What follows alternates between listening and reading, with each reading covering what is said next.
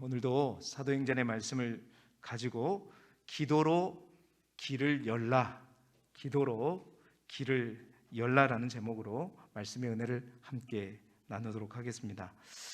사도행전 1장부터 12장까지가 말씀드렸던 대로 베드로를 중심으로 한 선교 사역이다라고 말씀을 드렸죠.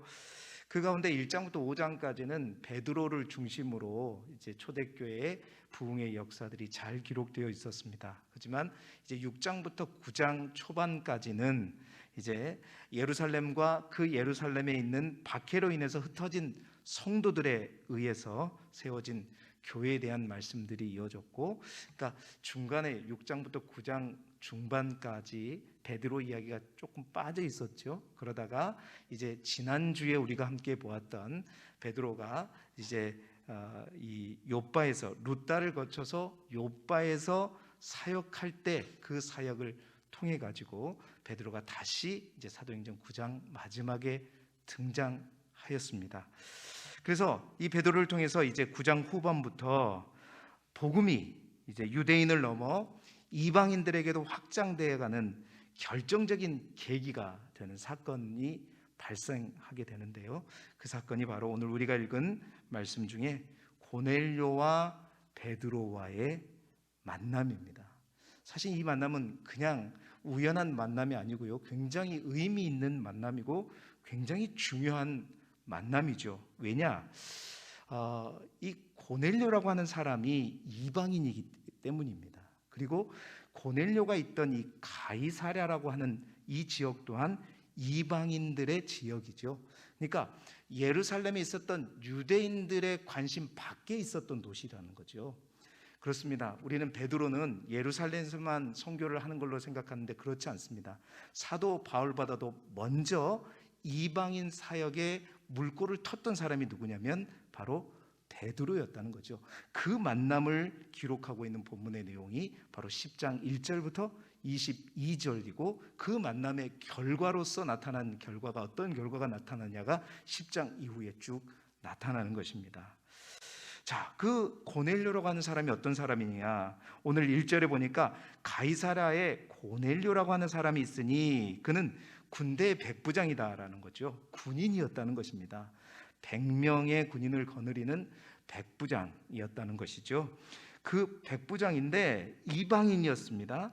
그리고 그는 유대교로 개종을 한 그러한 인물이었고, 유대교로 개종을 하면서 그는 이방인과 다르게 경건한 삶을 살았다고 성경은 기록하고 있고, 그 고넬료의 경건에 대해서 2절에 잘 나타나 있죠. 그가 경건해서 자기뿐만 아니라 온 집안이 하나님을 경외하였다라고 성경은 기록하고 있고, 또 백성들을 구제할 뿐만 아니라 하나님께 기도하였다라고 말하고 있습니다. 그렇습니다. 하나님은 이처럼 가이사랴 이방인 지역에 군인이었던 백부장 고넬료를 준비시켜 놓고 이제 그 가이사랴와 얼마 떨어지지 않는 곳까지 우리가 지난주에 보았던 사도 베드로를 룻다를 거쳐서 욥바에 오게 함으로써 둘과의 운명적인 역사적인 만남을 준비하셨죠. 그래서 그 두 사람의 거룩한 만남을 통해서 이제 놀라운 역사를 준비하게 되는데, 그 놀라운 역사가 어떤 역사인가? 사도행전 10장 44절 45절의 말씀을 우리가 함께 한 목소리로 화면을 보면서 읽어보도록 하겠습니다. 시작. 베드로가 이 말을 할 때에 성령이 말씀 듣는 모든 사람에게 내려오시니 베드로와 함께 온 할례 받은 신자들이 이방인들에게도 성령 부어주심으로 말미암아 놀라니. 아멘. 자, 베드로가 이 말을 할 때라는 말은 베드로가 이제 고넬료와 만났어요. 청함을 받아서 고넬료의 집으로 갔어요. 고넬료의 집에 가서 그가 이 말을 할 때라는 하나님의 말씀을 선포할 때라는 것입니다. 하나님의 말씀을 선포할 때에 성령이 말씀을 듣는 모든 사람에게 내려왔다. 그리고 베드로와 함께 온 할례 받은 신자들이 이방인들에게도 성령이 부어주심으로 말미암아 놀라게 되었다. 여러분, 그렇습니다. 이 두 사람의 만남으로 인해서 하나님께서 계획하시고 준비하신 놀라운 일이 뭐냐? 바로 이 가이사랴에도 오순절과 같은 성령의 역사가 임하게 된다는 거죠. 가이사랴는 어떤 곳입니까? 이방인들이 사는 지역이었고 이방인 사람들과 이방인 지역이었습니다. 그러나 그곳에도 동일한 예루살렘에서 마가다락방에서 120명의 예수님의 제자들이 간절히 기도할 때 성령께서 각 사람에게 불과 같이 일어났던 그 놀라운 성령 강림의 역사가 어디에도? 가이사랴에도, 또한 이방인에게도 일어났다는, 여러분, 이거는 엄청난 사건입니다. 엄청난 사건이에요. 이것을 성경학자들은 가이사랴의 오순절이다라고 얘기합니다. 그동안 교리에 의해서, 그죠? 기독교냐 유대교냐 넘지 못할 산이 있었죠. 뿐만 아니라 지역적으로 또한 혈통적으로 한계가 있었습니다. 분리되어 있었습니다. 그런데 그 막혔던 길이 뚫리게 되는 역사적인 계기를 마련한 게 뭐냐? 바로 이 두 사람의 만남이었다라는 사실입니다. 이 놀라운 복음의 확장의 역사 속에서 오늘 제가 주목하고 싶은 것은 뭐냐?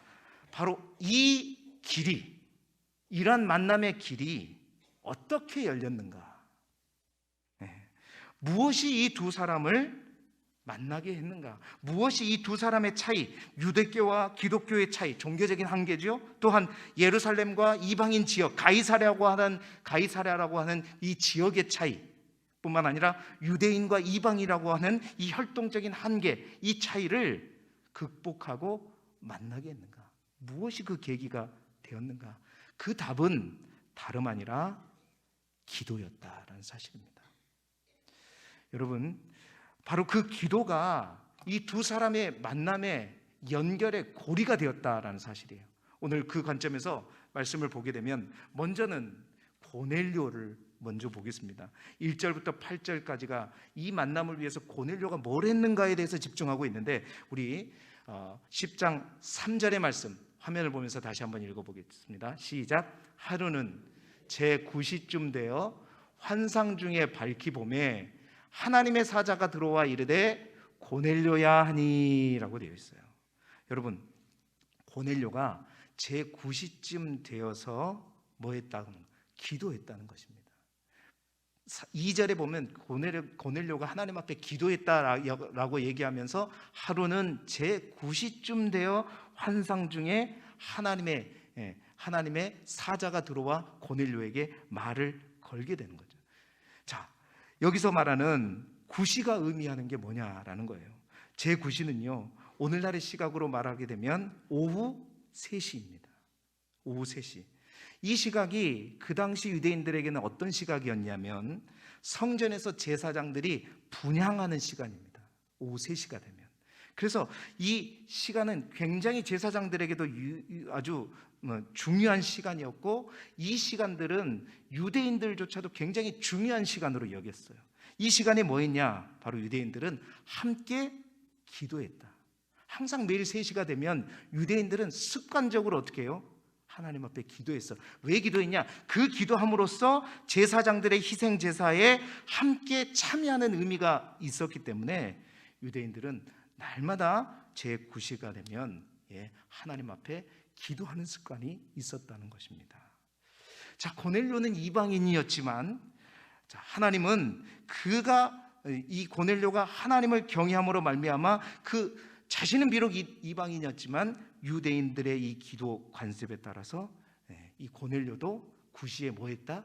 기도했다는 거예요. 그렇게 기도하고 있었을 때 주의 사자가, 하나님의 사자가 나타났고, 그 하나님의 사자가 고넬료야라고 부르면서 그 고넬료에게 사람들을 욥바로 보내라. 그 욥바로 보내서 베드로라 하는 시몬을 청하라라는 음성을 듣게 되었다는 거죠.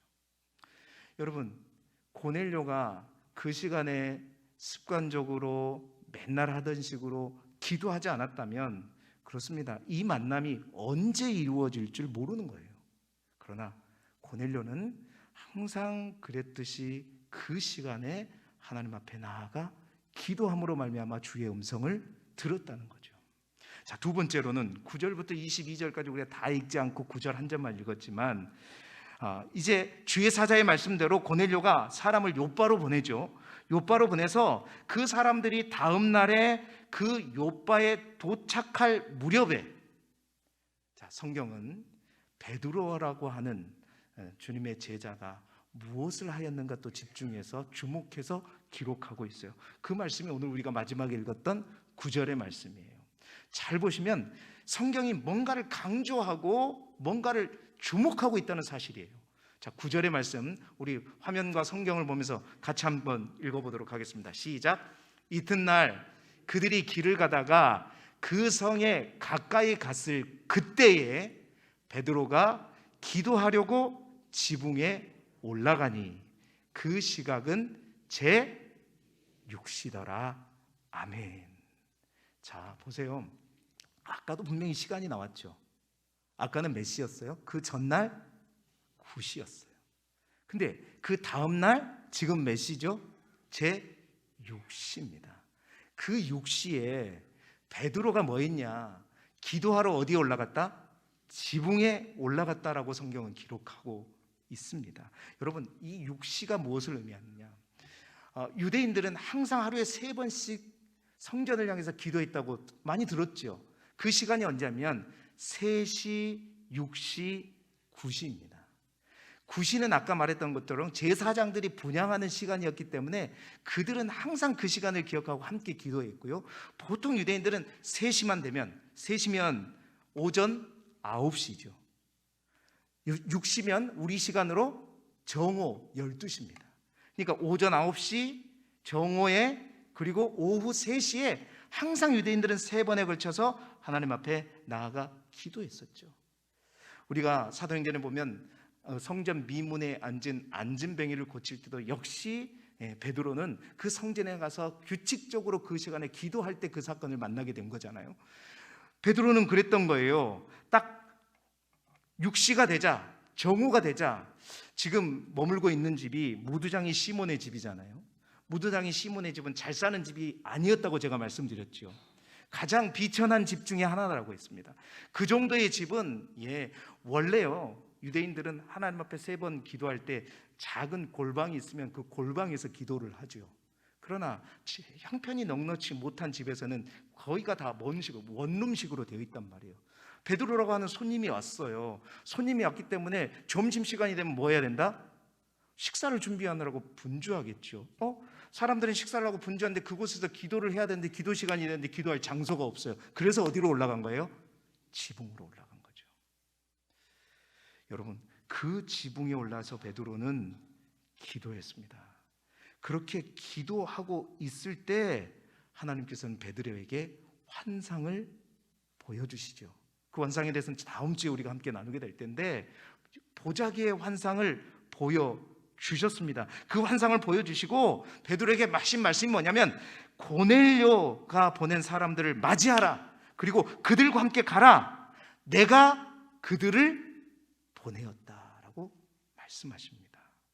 자, 그래서 그 말씀을 통해서 베드로는 이제 하나님의 응답을 듣고 똑똑똑 하고 들어오는 고넬료가 보낸 그 사람들을 맞이했고, 그들을 따라 고넬료의 집으로 가서 고넬료와의 역사적인 만남이 이루어진 거예요. 여러분, 우리 같으면 항상 기도할 시간이지만 어느 날 너무 집에 갔어요. 나를 위해서 밥을 차리고 열심히 하고 있는데 나 기도해야 되겠다고 저 지붕으로 올라가면, 여러분, 그게 쉽지 않은 일이죠. 오늘은 좀 쉬고, 그래, 오늘만 딱 그냥 이 사람들과 같이 있으면서 식사하자, 이런 게 아니라 베드로는 어떻게 했다고요? 딱 그 시간이 돼서 지붕으로, 지붕일지라도 그곳에 올라가 기도할 때 여호와께서, 하나님께서 환상을 보여주시고, 그 환상을 있었기에 마음이 열렸죠. 베드로가 어떻게 열릴 수 있겠습니까? 다음 주에 얘기하겠지만 그 편견과 그것들이 쉽게 깨지지 않아요, 베드로는. 그래서 그 말씀대로 해서 그 역사적인 만남이 이루어진 것이죠. 만약 베드로가 그때 올라가지 않았다면, 그렇습니다, 이 두 사람의 만남과 이방인 지역에 복음이 전파되는 그 일은 일어나기는 일어났겠죠. 그러나 언제가 될 줄 모르는 것입니다. 결국 이 두 사람의 역사적인 만남이 시작된 것은 뭐 때문이에요? 두 사람이 기도하는 자리를 통해서 연결되었다라는 사실. 그래서 오늘 성경이 주목하는 것은 뭐냐? 기도하는 두 사람을 통해서 하나님은 막힌 길을 여시고 막힌 담을 허시고, 그렇죠, 지역의 한계를 넘고 혈통의 한계를 연고 이제 예루살렘이 아니라 복음이 이제 예루살렘을 넘어 이방인 지역에게도 전해줄 수 있는 길을 열게 되었다는 거예요. 더 정확하게 말하면 그 기도가 어떤 기도냐? 따라해 보십시다. 규칙적인 기도. 규칙적인 기도였단 말이에요. 습관적인 기도. 뜻을 정하고 시간을 정해놓고 하는 규칙적인 기도. 오늘 제가 여러분과 함께 주목하고 싶은 것은 기도이지만 그 기도 가운데 우리가 어떤 기도가 필요하냐? 오늘도 내일도 변함없이 내가 시간을 정해놓고 하나님과 기도하는 이 기도의 시간이 얼마나 중요한가. 오늘 성경이 시간을 계속해서 언급하고 있고 그 두 사람이 그 시간에 기도의 자리 갔던 것을 반복해서 설명하고 있음으로 말미암아 우리에게 주신 메시지가 바로 그거라는 거예요. 규칙적인 기도가 길을 열었다라는 사실입니다. 사랑하는 여러분, 그렇습니다. 규칙이라고 하는 것 싫죠. 요즘 사람들은 더 그렇습니다. 요즘 젊은이들은 더 그렇습니다. 뭔가에 매이는 것 정말 싫어합니다. 그렇죠? 그러나 그 규칙이라고 하는 것이 갖는 힘이 있죠. 그 규칙이 다른 사람에 의해서 정해진 그런 규칙이면 참 힘들고 이렇지만 그 규칙을 내가 스스로 정해놓고 그 규칙을 만들어내면요, 여러분, 그 규칙이 갖는 힘이 있죠. 그 규칙이 없으면 나의 모든 결정이 순식간에 금방금방 무너집니다. 그러나 내가 하나님 앞에 결단을 하고 작정을 하고, 우리 그런 거 많이 하잖아요. 우리 권사님들도 작정 기도 많이, 내가 40일간 하나님 앞에 작정해서 기도하겠다. 그럼 어떻게 해요? 작정한 대로 옵니다. 그러나 이제 40일이 지나면 이제 40일 기도도 끝났고 이제 오늘은 조금 힘 피곤하니까 이게 인간의 심리예요. 규칙이라고 하는 것의 힘이 뭐냐? 나로 하여금 환경을 초월하고 어떠한 조건도 이기고 내 자신을 이길 수 있도록 그렇게 해서 나를 기도하게 하는 것. 이게 규칙적인 기도의 힘이라는 거죠. 사랑하는 성도 여러분, 내가 하루의 시간을 정해놓고 기도하면 그 시간이 비록 나를 신경 쓰이게 하고 불편하게 할지 모릅니다. 그러나 바로 그 규칙적인 기도의 시간이 여러분, 우리가 열 수 없었던 하나님의 놀라운 역사를 열어가는 길이 되고 통로가 될 수 있다는 것을 오늘 성경은 우리에게 분명히 말씀하고 있는 것이죠. 사랑하는 성도 여러분, 우리 모두가 하나님 앞에 뜻을 정하고 시간을 정하고 장소를 정해서 규칙적으로 기도하는 주의 거룩한 성도들이 되시기를 주님의 이름으로 축원합니다. 여기서 설교가 끝나면 아주 좋겠는데요. 자, 그러면 규칙적인 기도가 왜 우리에게 그렇게 유익할까? 간단하게 세 가지를 함께 살펴보면서 오늘 말씀을 마치고자 하는데, 그럼 왜 이런 규칙적인 기도의 시간이 우리에게 필요한 것일까? 왜 우리는 그렇게 시간을 정해놓고 기도하는 것이 좋은 것일까? 첫 번째로는 그겁니다. 규칙적인 기도는 다른 것보다 믿음을 준비해 두는 것이기 때문입니다. 믿음을 준비한다는 말이 무슨 말일까요? 우리가 당장은, 그렇죠, 어떤 어려움이 만났을 때는 당연히 기도합니다. 당연히 간절히 기도하고 뜻을 정해놓고 기도합니다. 그런데 규칙적인 기도는 특별한 일이 없어도 내가 하나님 앞에 나와서 기도하는 거죠. 근데 그 규칙적인 기도가 뭘 준비해 두는 거냐? 믿음을 준비해 두는 것이기 때문이라는 거예요. 여러분, 다니엘서 6장 10절의 말씀, 우리가 잘 아는 다니엘이 어떻게 기도했는가 한번 우리가 함께 화면을 보고 읽어보시죠. 다니엘서 6장 10절 시작. 다니엘이 이 조서에 왕의 도장이 찍힌 것을 알고도 자기 집에 돌아가서는 윗방에 올라가 예루살렘으로 향한 창문을 열고 전에 하던 대로 하루 3번씩 무릎을 꿇고 기도하며 그의 하나님께 감사하였더라. 아멘. 다니엘은요, 항상 초지일관, 항상 하루에 3번씩 엄청난 거리가 800km, 많게는 1600km가 떨어진 그 예루살렘 성전 쪽을 바라보면서 3시에, 6시에, 9시에 항상 기도했다는 것입니다. 자, 그런데요, 그 다니엘이요, 이 조세의 왕이 도장이 찍힌 것을 알고도, 이 말이 무슨 말이냐면 3명의 총리가 있었는데 다니엘을 시기했잖아요. 그래서 이제 모함을 해서 다니엘이 항상 하나님 앞에 3번 기도한다는 사실을 알고 왕에게 조서를 꾸며가지고 어떻게 했냐, 왕의 왕권을 높여주기 위해서 그들이 계략을 꾸몄잖아요.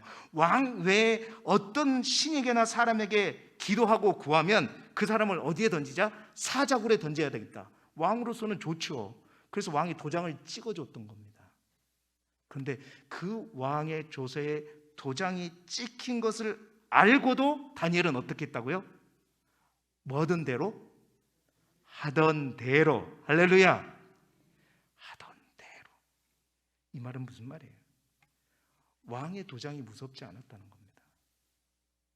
왕의 도장이 찍힌 것이 결코 이 다니엘의 기도를 멈추게 하지 못했다는 겁니다.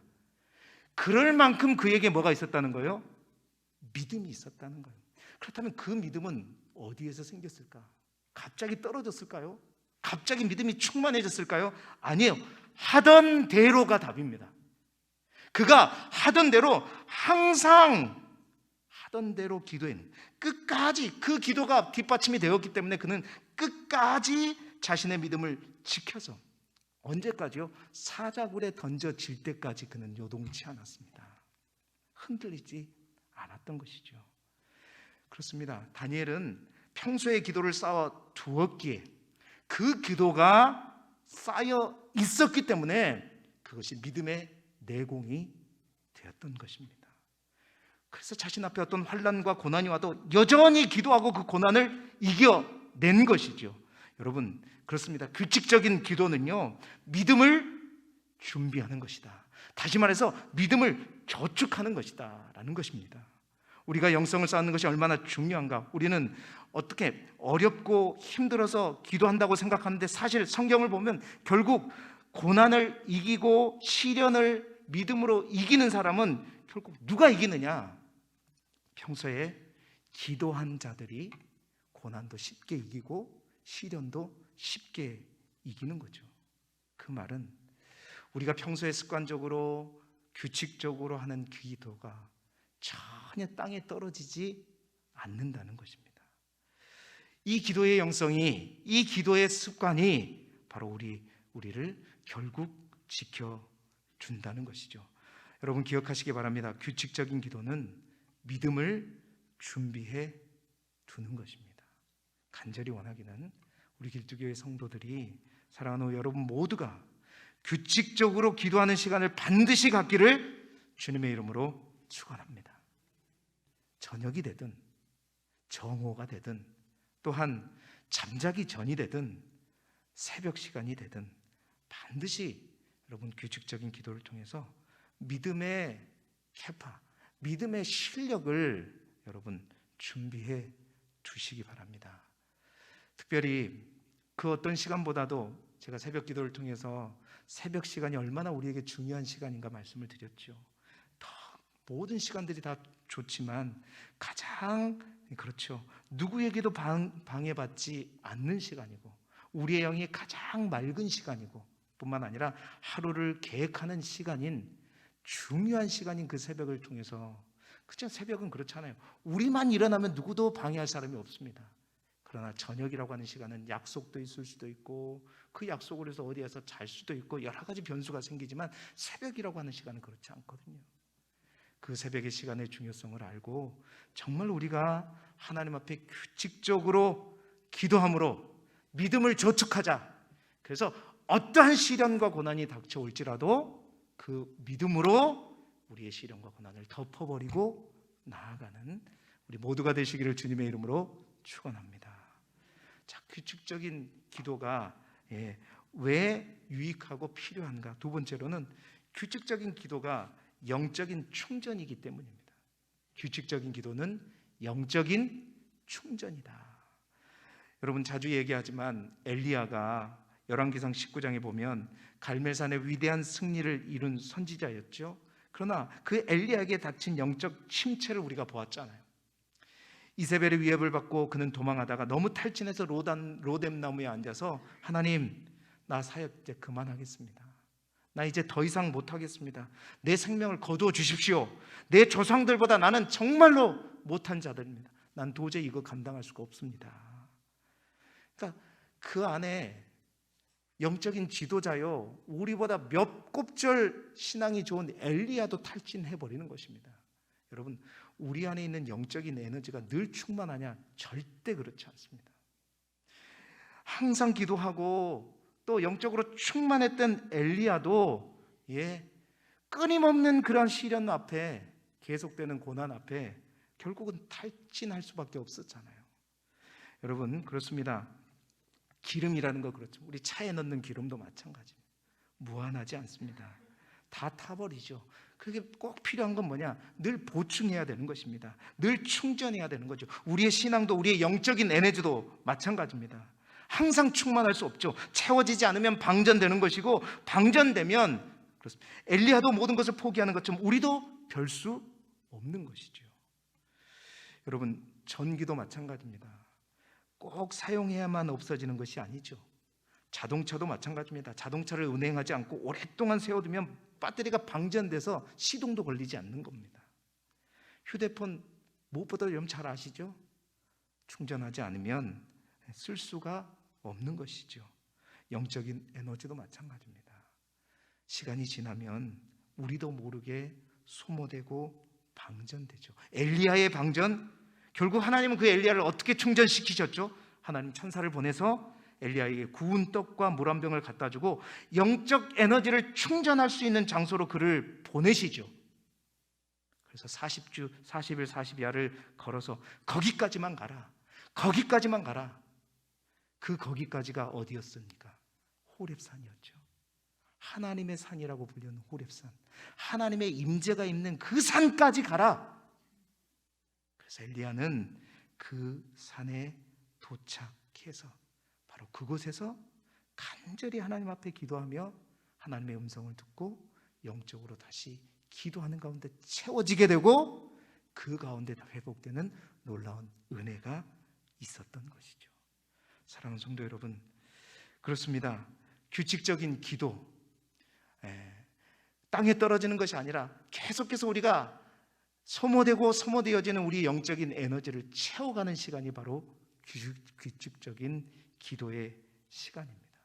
우리의 영적인 재충전의 시간이요, 바로 그 시간이 영적인 주유소와 같은 것이죠. 사랑하는 성도 여러분, 나의 영적인 주유소는 어디인가?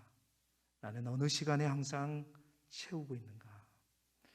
우리의 핸드폰은 항상 몇 프로인가 확인하면서 언제 떨어졌는가 주시하고 있지만, 나의 영적인 게이지는 어느 정도 되는지 나는 민감하게 반응하고 있는가? 사랑하는 성도 여러분, 우리가 규칙적인 기도를 통해서 영적으로 더욱더 충전되고 충만해지는 저와 여러분이 되시길 주님의 이름으로 축원합니다. 세 번째로, 규칙적인 기도는 영적인 갈망을 발달시킨다라는 사실입니다. 여러분, 우물의 물은요, 퍼낼수록 어떻게 된다고 그러죠? 맑아지고 풍성해진다고 말합니다. 그러나 퍼내지 않으면 말라버리는 거죠. 여러분, 기도도 마찬가지인 겁니다. 기도는 하면 할수록 더 하고 싶은 갈망이 생기는 겁니다. 하지 않으면요, 말라버리는 거예요. 기도의 삶을 살면 하나님과 단둘이 더 많은 시간을 보내고 싶은 갈망이 점점 더 커지는 겁니다.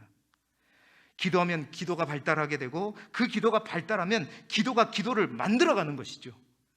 기도라고 하는 것은 절대 우리 생각으로 되는 것이 아닙니다.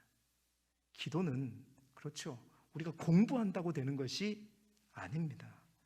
우리가 기도의 자리를 지키고 날마다 기도해야 기도가 발달하고, 기도할수록 기도에 대한 갈망이 커지는 것이죠. 그래서 기도의 영성가들은 그렇게 얘기합니다. 기도는 노동이다. 노동이다. 기도해야 기도가 되기 때문에 힘들어도 상황이 여의치 않아도 이를 악물고 기도의 자리를 지켜야 기도가 뚫린다는 거죠.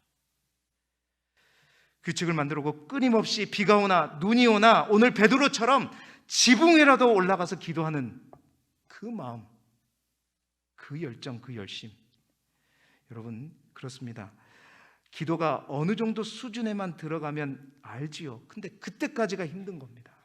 그러나 그 안에 기도의 영이 터지기만 하면 기도는 더 사모하게 되고 더 하고 싶어지는 것이 기도인 것이죠. 그런데 이러한 것이 결코 바로 오지 않는다는 겁니다. 끊임없는 기도의 습관을 통해서, 규칙적인 기도를 통해서 그 단계에 이르게 된다는 것이죠. 여러분, 판소리, 창을 한다 그러잖아요. 그 창을 하는 사람들, 그 창하는 사람들은 반드시 뭐가 터져야 된다 그러죠? 목이 터져서 득음을 해야 된다, 목이 터져야 된다고 얘기를 하잖아요. 그 목이 트이기까지 그 싸움이 처절한 싸움이다라고 얘기하지 않습니까? 창을 배우는 사람들에게 항상 고수들, 선생님들은 이렇게 얘기한다고 합니다. 너희들 절대 소리가 나오기 전에 흥을 먼저 배우지 마라. 흥을 먼저 배우지 말고 흥을 죽이고 소리가 먼저 트이도록 해라. 여러분, 판소리가 얼마나 흥겹습니까? 그 흥을 타게 되면 소리는 절대 터지지 않는다. 그럼 오래가지 못한다는 거예요.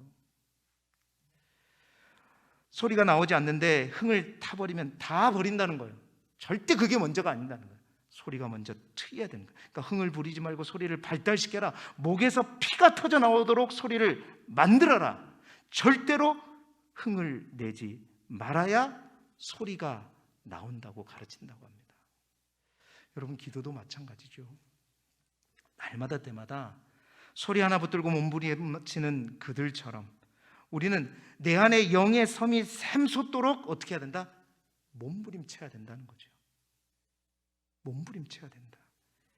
그것 없이 겉멋만 들어서 흉내만 내고 대충 모양만 내고 대충 때우고 모면하고 지나가고 넘기려고 하지 말아야 한다. 항상 정말 영의 문이 터지기 전에 다른 어떤 기술을 배우면 안 된다는 거죠. 그것은 우리가 끊임없이 하나님 앞에 규칙적으로 기도하는 가운데 나 자신과의 싸움 속에서 열리게 되고 샘솟게 되는 것입니다. 사랑하는 성도 여러분, 내 생활이 곧 기도 생활이니까 굳이 따로 기도할 필요가 없다. 여러분, 이 말은 진짜 완전히 기도의 고수들만 하는 말이에요. 우리는 더욱더 시간을 내서 하나님 앞에 언제나 동일한 마음을 가지고 힘들고 어려울지라도 그 자리를 지켜야 될 줄 믿습니다.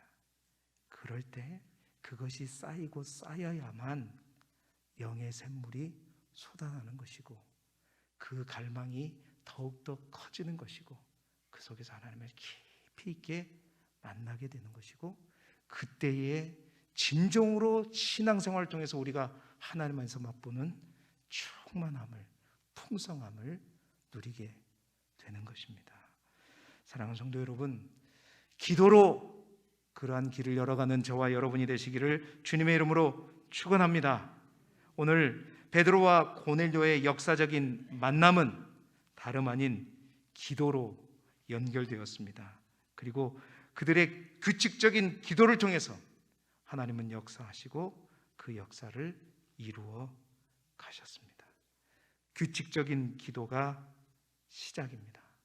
여러분, 꼭 기도하시되 시간과 장소를 정하시고 흔들리지 않고 기도함으로 말미암아 어떠한 시련도 이길 만한 믿음을 저축하시고 또한 영적으로 날마다 충전하시고 또한 영적인 갈망을 더욱더 키워가는 저와 여러분이 되시기를 그리스도 예수 이름으로 축원합니다.